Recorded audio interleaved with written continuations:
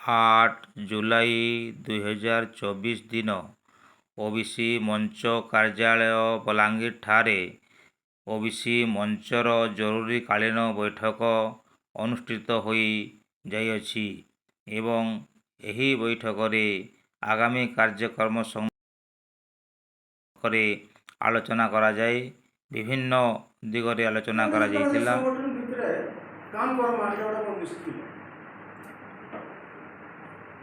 ମୁଁ ବହୁତ ତର୍ଜମା କଲା ପରେ ବହୁତ ଇଏ କଲା ପରେ ଏବେ ଗୋଟେ ତାମାନେ କୋର୍ଟ କମିଟିରେ ବସିକି ସମସ୍ତଙ୍କୁ ବୁଝାଲି ସେମାନେ କହିଲେ କି ନାଇଁ ଆପଣ ଯେନ୍ଟା କହୁଛନ୍ତି ଠିକ୍ ଓବିସି କିଏ କାହାକେ ଜଣା ନାହିଁ ୟୁ ଆକ୍ସ ଏନିବଡି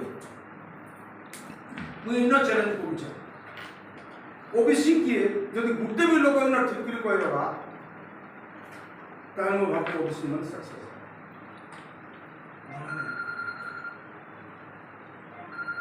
विकास कणा जणा नहीं कणा हेले विकास है जणा नहीं सिंपली जणा नहीं मु इतर भी चैलेंज करछे विकास